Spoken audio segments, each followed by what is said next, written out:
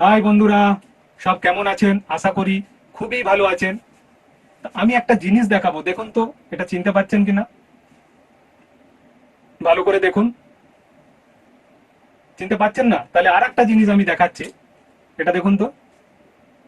এবার তো নিশ্চয়ই চিনতে পারার কথা। হ্যাঁ, ঠিকই ধরেছেন। এটা হলো করোনার লোগো। যে করোনা সারা বিশ্বকে স্তম্ভিত করে দিয়েছিল, মনে আছে? 6 মাস ট্রেন বন্ধ, স্কুল বন্ধ, অফিস কাছারি সব বন্ধ। মনে আছে? নিশ্চয়ই মনে আছে।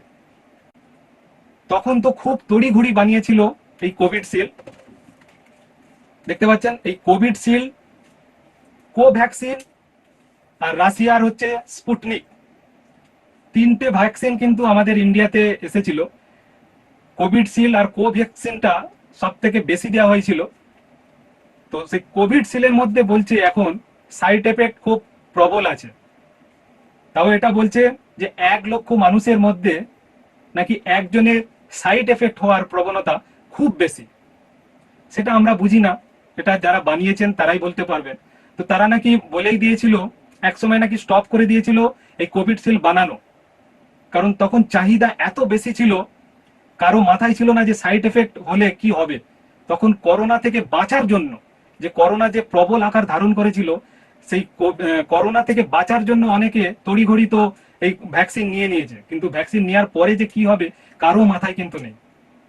কারণ যখন দ্বিতীয় ঢেউটা আসে, ইন্ডিয়ার মধ্যে দ্বিতীয় ঢেউ সারা বিশ্বেই এসেছিল, সেই দ্বিতীয় ঢেউতে বলছে সেই হিসাবে নাকি কোভিড সিলকে বানানো হয়নি।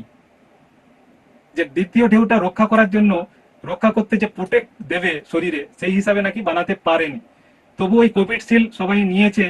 ম্যাক্সিমাম যারা নিয়েছেন তাদের মধ্যে বলছেন এখন যে সাইড এফেক্ট হওয়ার প্রবণতা অনেক বেশি।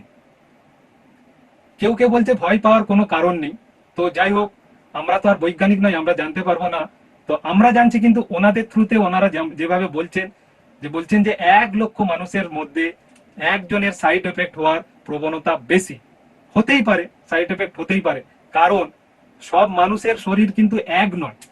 আমার একরকম শরীর, শরীরে ভ্যাকসিন দিলে একরকম এফেক্ট হতে পারে, আরেকজনের শরীরে নাও হতে পারে। সবার শরীর তো সমান নয়, সবার কোষ কোলা সমস্ত কিছু আলাদা আলাদা। তো একজন কিভাবে সেই ভ্যাকসিনের টা নেবে আর একজন কিভাবে নেবে, প্রত্যেকের জন্য তো আলাদা আলাদা ভাবে বানানো সম্ভব নয়। তো এই ভ্যাকসিন তড়িঘড়ি খুব তাড়াতাড়ির মধ্যে বানিয়েছে। এক একটা ভ্যাকসিন বানাতে গেলে 14 বছর অন্তত সময় লাগে। আর করোনার সময় এত তাড়াহুড়ো করে বানিয়েছে, 6 মাসের মধ্যেই ভ্যাকসিন বানিয়ে দিয়েছে। 6 মাস 1 বছরের মধ্যে ভ্যাকসিন, সেখানে কি হবে? সাইড এফেক্ট হতেই পারে, এটা কোনো আশ্চর্যের বিষয় নয়। তাই এখন যারা বানিয়েছেন তারা বলছে যে এই সাইড এফেক্টটা হতে পারে 1 লক্ষ মানুষের মধ্যে একজনের। সেটা হতেই পারে, এটা কোনো ব্যাপার নয়। তো আপনাদের মনে আছে যখন করোনা প্রবল আকার ধারণ করেছিল, সারা পৃথিবী একদম স্তব্ধ হয়ে গিয়েছিল। তখন কিন্তু সরকার থেকে বা অনেক ডাক্তাররা পরামর্শ দিচ্ছিল কিরকম, দেখুন আপনাদের সামনে, ওয়াশ ইউর হ্যান্ডস। হাত ঘন ঘন ধুতে হবে 20 সেকেন্ড ধরে। মনে আছে সেই করোনার দিনগুলো? তারপরে বলেছিল ইউজ এ টিস্যু ফর কফ। যখন কফ বা হাঁচি তখন হতো না, করোনা যখন এসেছিল, আমি তো বলবো প্রত্যেকের মধ্যেই এইটা ছড়িয়ে গিয়েছিল করোনাটা। বেশি কম, যাদের মধ্যে বেশি চলে এসেছিল করোনা হয়েছিল পজিটিভ, আর যাদের মধ্যে কম ছিল কিন্তু ছিল। আমি নিজে উপলব্ধি করেছি করোনা, মানে সর্দি হয়ে গেছে, কাশি হচ্ছে, তারপর জ্বর জ্বর ভাব, এটা আমার নিজের হয়েছিল। যদিও করোনার কোনো ওষুধ ছিল না। ওষুধ কি বলুন তো, মনে আছে তো? 14 দিন আলাদা করে থাকতে হবে একটা ঘরে। প্রথম যে ঢেউ হয়েছিল, করোনার ঢেউ এসেছিল 2000 সালের পরে, 2000 সালের শুরুতেই যে ঢেউটা এসেছিল, তারপরে চারিদিকে সব লকডাউন হয়ে গেছিল, মনে আছে? অনেকেই অনেক জায়গাতে আটকে পড়েছিল, বাড়ি আসতে পারছে না, কি অবস্থা। 6 মাস ট্রেন বন্ধ, 6 মাসের উপরে স্কুল বন্ধ, অফিস আদালত সব বন্ধ। সব মনে পড়ছে আপনাদের? কি দিন গিয়েছে। তারপরে আমফানের ঝড় সেই সময়, আপনাদের নিশ্চয়ই মনে আছে, লন্ড ভন্ড করে দিয়েছিল চারিদিক। কি দিন গিয়েছে সেই দিনগুলো, আজ মনে পড়লে সত্যি আবার ভয় লাগে যে করোনার সেই দিনগুলো কিভাবে গিয়েছে। অ্যাভয়েড টাচিং ইউর ফেস, মুখের মধ্যে বারবার হাত দিতে বারণ করছিল, এটা ডাক্তারেরাই বলেছিল, সেইটাই আপনাদের দেখাচ্ছি। আরো ভালো করে এটা দেখাচ্ছি আপনাদের, দেখুন কি কি বলেছিল। 1 নম্বর বলছে ওয়াশ হ্যান্ড ফর 20 সেকেন্ড, হাতটা ধুতে হবে 20 সেকেন্ড ধরে, মনে আছে? তারপরে যদি হাঁচি হয়, কাশি হয়, ডাক্তারে বলেছিল যে এইভাবে ঢাকতে হবে, ঢেকে কাশতে হবে। তারপর ফেস মাস্ক পরতে বলেছিল কোথাও বেরোলে বা বাড়ির মধ্যেও থাকলে।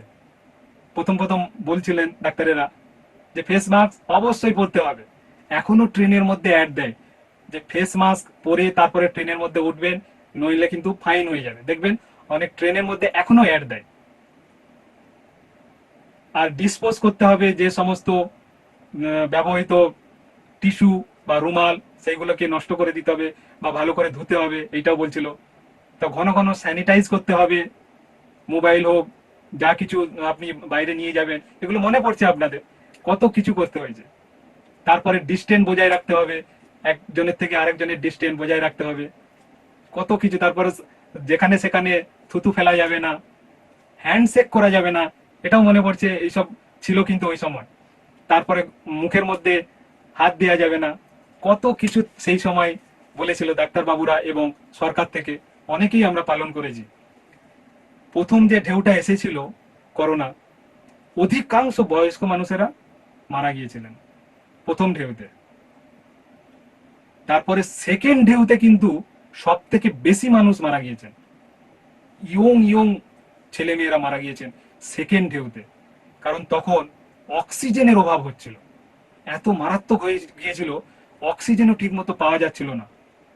সেই অক্সিজেনের অভাবেই কিন্তু সেকেন্ড ঢেউতে বেশিরভাগ মানুষ মারা গিয়েছেন। এটা আপনাদেরও অজানা নয়। সেই করোনার দিনকালগুলো কিভাবে গিয়েছে আজ মনে পড়লে সত্যি খুব দুঃখ লাগে। কত মানুষ মারা গিয়েছেন, সারা পৃথিবী খালি হয়ে গিয়েছে। বুঝতে পারছি না এটা চীনের চাল কিনা কিংবা কোনো রাজনৈতিক খেল কিনা, আমাদের মাথায় আসবে না। এটা এটা বিরাট একটা চালও হতে পারে। কিন্তু করোনা যে ছিল এটা আমি উপলব্ধি করেছি। আমি যদিও করোনার টেস্ট করিনি, কিন্তু আমার মনে হয়েছিল আমি পজিটিভ। কলকাতায় তখন ছিলাম আমি, সেকেন্ড ঢেউ এসেছিল, সেই সময় আমি কলকাতায় ছিলাম। তা আমি উপলব্ধি করেছিলাম যে আমার করোনা হয়েছে। কারণ ঘন ঘন ওই সর্দি হচ্ছিল, কাশি হচ্ছিল, তারপরে নিঃশ্বাস নিতেও একটা যেন কষ্ট হচ্ছিল। তার থেকে বড় কথা কি বলুন তো, যারা যারা উপলব্ধি করেছে এই করোনাটা, কোনো স্বাদ পাচ্ছিলাম না, কোনো গন্ধ পাচ্ছিলাম না, পুরো সিস্টেমটাই বিগড়ে দিয়েছিল মানুষের মনে। অনেকে বলছিল যে কি করোনা, করোনা বলে কোনো জিনিসই নেই। না, আমি বলবো হ্যাঁ, করোনা বলে যে রোগটা সত্যিই ছিল, আমি নিজে উপলব্ধি করেছি। যাই হোক, তখন করোনার রোগ হওয়ার ফলে যে ওষুধ কিছুই ছিল না। জ্বর হলে কি হবে, প্যারাসিটামল আর গার্গেল করতে হবে, অনেক কিছু নিয়ম সেই ডাক্তারেরা বলে দিয়েছিল, সেইগুলো করলেই কিন্তু ভালো হয়ে যাচ্ছিল। তবে 14 দিন সময় লাগছিল, আপনারাও জানেন।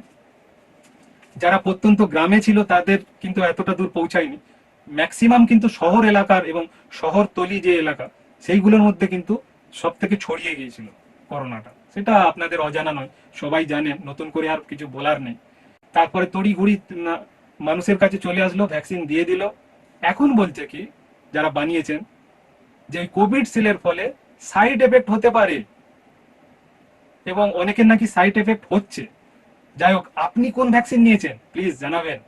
আমি নিয়েছি কিন্তু কোভ্যাক্সিন। আর একটা ভ্যাকসিন এসেছিল রাশিয়ার, স্পুটনিক। স্পুটনিক ভ্যাকসিনটাও অনেকে নিয়েছে, কিন্তু ম্যাক্সিমাম কিন্তু এখানে ভ্যাকসিন চলেছে কোভ্যাক্সিন আর কোভিডশিল্ড। তো এখন তো ভয় লাগছে যে ভ্যাকসিন তো নেওয়া হয়ে গেছে কিন্তু কোনো সাইড এফেক্ট হবে না, তো তখন তো মাথায় ছিল না। যারা বানিয়েছে তারাও তড়িঘড়ি বানিয়েছে যে মানুষকে বাঁচাতে হবে, আর যারা বাঁচবে তারাও ভাবছে যে কবে আমরা ভ্যাকসিনটা নেবো, বাঁচবো। অনেকে ভ্যাকসিন নিয়েও কিন্তু মারা গিয়েছে, এটা আপনারাও জানেন, আমিও জানি, পৃথিবীর সবাই জানে। প্রথম প্রথম তো কেউ নিতে চাচ্ছিল না, তারপর সরকার থেকে এক প্রকার ফোর্সলি বলছে যে ভ্যাকসিন নিতে হবে, প্রথম ডোজ আর সেকেন্ড ডোজ। অনেকেই নিয়েছেন প্রথম ডোজ, সেকেন্ড ডোজ।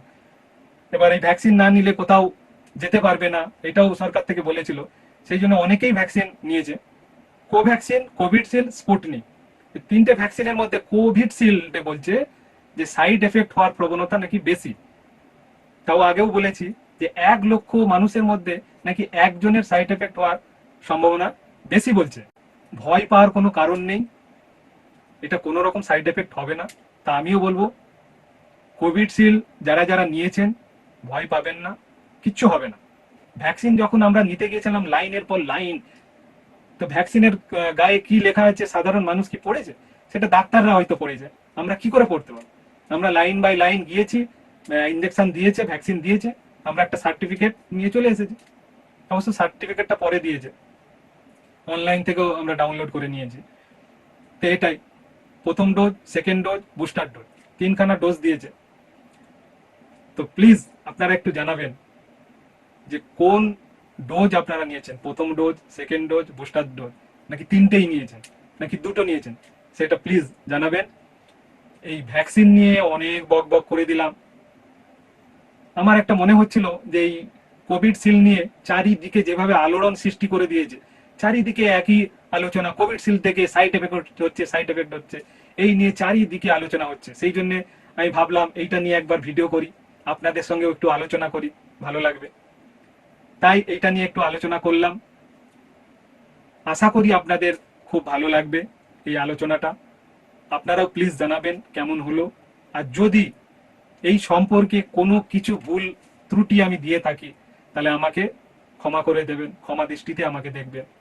কারণ এই সম্পর্কে একমাত্র বৈজ্ঞানিকরাই স্পষ্টভাবে বলতে পারবেন, ডাক্তারবাবুরা স্পষ্টভাবে বলতে পারবেন। আমরা তো সাধারণ মানুষ, সেই হিসাবে কিন্তু বলতে পারবো না। তো যতটুকু আমি শুনেছি খবরে সেটাই আপনাদের কাছে বললাম। আপনারাও খবরে নিশ্চয়ই শুনেছেন এইসব কথা। তা আমার মনে হলো এই কোভিডশিল্ডকে নিয়ে আজকে একটু কথা বলি, তাই আমি বললাম। যাই হোক, এই কোভিডশিল্ড নিয়ে আজকে যে আলোচনা করলাম নিশ্চয়ই আপনাদের ভালো লেগেছে। আজকের মতো এই ভিডিওটি শেষ করলাম। আবার আসবো অন্য একটা ভিডিও নিয়ে খুব তাড়াতাড়ি। আপনারা ভালো থাকুন, সুস্থ থাকুন।